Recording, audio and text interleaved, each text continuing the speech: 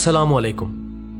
دوستو، یہودیوں اور بیت المقدس پر ان کے غاصبانہ قبضے سے تو کون واقف نہیں۔ یہ ایک ایسا سانحہ ہے جو آج پوری امت مسلمہ کے سینے میں خنجر بنا ہوا ہے،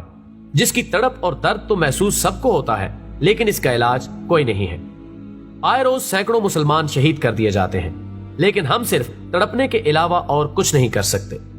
ناظرین، قبل اس کے کہ بیت المقدس اور اس میں تلاش کیے جانے والے تبرکات کی باتیں کریں، ان کی تھوڑی سی تاریخ پر روشنی ڈالتے ہیں تاکہ بات کو سمجھنے میں آسانی ہو سکے۔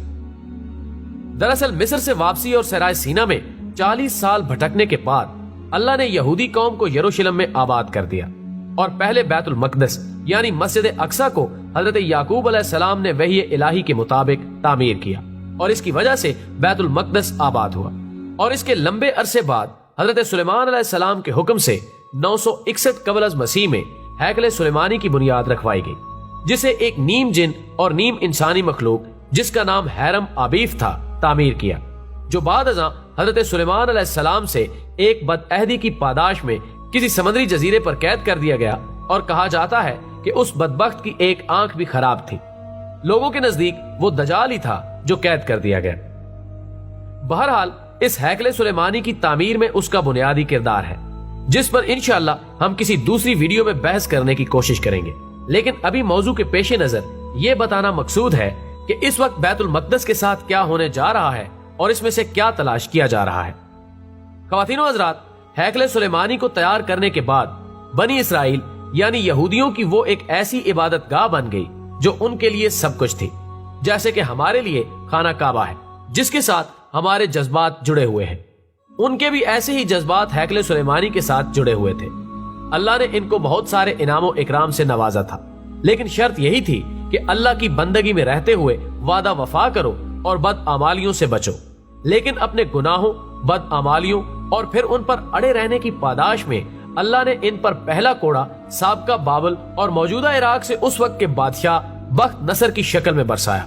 جس نے ان کی ریاست کی نہ صرف اینٹ سے اینٹ بجا دی، بلکہ 586 قبل از مسیح میں نہ صرف بیت المقدس کو مسمار کروا دیا، بلکہ ہیکل سلیمانی کی ایک اینٹ بھی قائم نہیں رہنے دی، اور سب کچھ تباہ و برباد کر دیا، اور ان کو بھیڑ بکریوں کی طرح ہنکا کر اپنے ملک بابل یعنی عراق لے گیا۔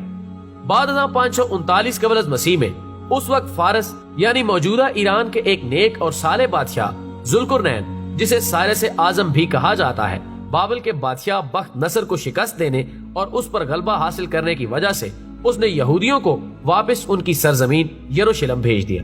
جہاں واپس آ کر انہوں نے اپنی ریاست اسرائیل کی دوبارہ بنیاد رکھی، اور اپنے خانہ کعبہ یعنی ہیکل سلیمانی اور بیت المقدس کو دوبارہ تعمیر کیا۔ اللہ سے توبہ اور حضرت عزیر علیہ السلام کی نصیحتوں پر عمل کرنے سے اللہ نے انہیں دوبارہ عروج نصیب کیا، اور یہ ایک مرتبہ پھر اپنے پیروں پر کھڑے ہو گئے اور اس وقت کی طاقتور اور ترقی یافتہ قوم بن کر ابھرے۔ ناظرین گرامی، سورہ بنی اسرائیل میں اللہ نے ان کو دھمکاتے ہوئے فرمایا ہے کہ اگر تم پھر ہماری بدعمالیاں کرو گے تو ہم پھر تمہارا حال برا کریں گے جیسے پہلے کیا تھا۔ لیکن لاتوں کے بھوت باتوں سے نہیں مانتے، اور وہی ہوا، یہ قوم اپنی بدعمالیوں سے باز نہ آئی اور گناہ عظیم کرتی رہی، اور ہر بار کسی نہ کسی صورت میں مجرم مرتب ہوتی رہی۔ لہٰذا ان پر آخری عذاب اس وقت کی سپر پاور سلطنت روما یعنی موجودہ اٹلی کی طرف سے ان کی دوبارہ اللہ سے کی گئی بدعمالیوں کی پاداش میں آیا، اور اس وقت کے رومی جرنیل ٹائٹس، جسے عربی میں تیتوس بھی کہا جاتا ہے، نے 70 عیسوی میں ان کی پھر اینٹ سے اینٹ بجا دی۔ 1,40,000 یہودی اسی وقت قتل کیے گئے، اور پوری سلطنت تباہ و برباد کر دی گئی، اور ہیکل سلیمانی کو بھی ایک بار پھر صفحہ ہستی سے مٹا دیا گیا، اور یوں بنی اسرائیل اور موجودہ یہودیوں کی ابدی جلاوطنی کا سفر شروع ہوا، اور ان کی کتاب میں لکھ دیا گیا کہ اب تم اپنا وطن نہیں بنا سکتے، لیکن تم ایک بار پھر یروشلم میں آؤ گے اور یہاں آ کر نفرت کی ریاست بناؤ گے اور ناحق قتل عام کرو گے۔ تمہیں عروج بھی حاصل ہوگا، لیکن تمہیں یہاں پر ہی تمہاری نسل کشی کے لیے بلایا جائے گا۔